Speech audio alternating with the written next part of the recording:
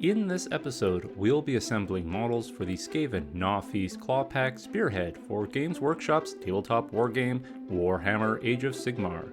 This short interlude story and accompanying assembly are precursors to the next arc in the ongoing narrative of Red Harvest.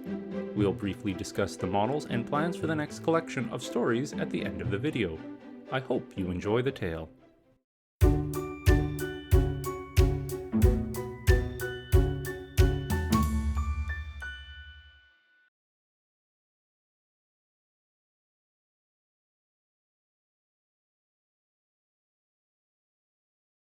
The following story contains descriptions of violence and may not be suitable for all audiences. Listener discretion is advised.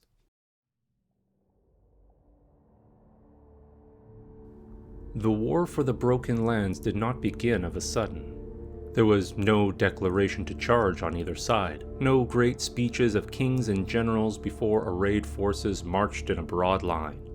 The Broken Lands are a patchwork of islands in a sea of yawning chasms 100 feet deep or more, a dried mudflat of pastures, forests, knolls, and springs stretching from horizon to horizon and linked by fragile bridges of rope, wood, and stone. War in the Broken Lands is a war of the deep, 1,000 skirmishes in 1,000 tunnels and narrow ways of fractured rock and stone, of half-heard orders in the half-light of sheer cliffs and guttering flames. It's a riot in the street where every door is locked and every alley fills with blades and screams and gurgling death. On the first day, a dozen battles had rung out, pushed, pulled, and ended undecided before Nitbit knew that war had begun. On the second day, the dams broke. The tentative parries and thrusts of the two eager washed away in a wave of screaming, incoherent madness as the Ratkin released his horde. Filthy and ragged, foul-smelling even to a goblin, wasted with forced starvation, patches of matted fur with ugly-colored skin hanging loose from shriveled bones. Weak, pathetic, and frenzied with hunger and the promise of fresh meat. Goblin meat. A dozen biting, clawing, stabbing ratties for every goblin. 2 dozen. A dozen and more. An endless, formless, drowning tide of mindless, shrieking death. Such was the weapon of the Ratkin.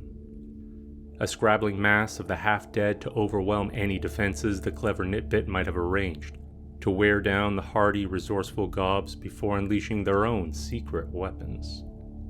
Yes! The goblins isn't the only ones who is sneaky smart. The Ratkin is also tricky clever. We seize the green gobs with their dumb, stupid beasts, and we create better ones. Stronger ones. More pokey-stabby than the ugly, gross troll things. Why use beasts that consume rocks, when you have ones that swallow enemies? See, look. Ratkin's smarter than the foolish, silly goblins. Yes. More smarter, more sneaky clever. The Ratkins is best mightiest in the Broken Lands. Better than goblin gobs, stronger than the man things. The Ratkins is greatest bestest. All hail the biggest, tallest Ratkin. All hail Chagits. All hail the Rat King. All hail the Rat King. Ah!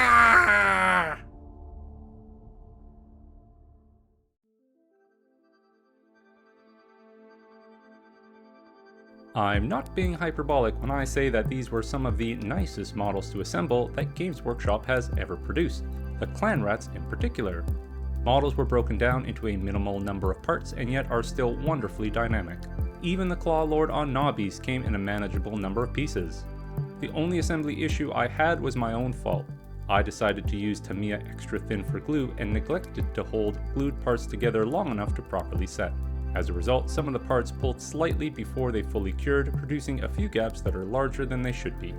Other than that, assembly was painless, with minimal mold lines. The next story arc in A Red Harvest is entitled War Battle for Broken Lands, and covers the bulk of the fighting between the Ratkin and goblins. The arc is more serious and less humorous in tone, and, given the violent content, may not be suitable for younger audiences. As with all arcs in this narrative, this one will consist of 4 episodes. However, the Spearhead itself contains 5 different units, which means one of them will not have an accompanying video. I've decided to leave out the Warlock Engineer. Since this particular Spearhead doesn't include any Warpstone weapons, the Engineer is more difficult to work with, narratively speaking, than the other units.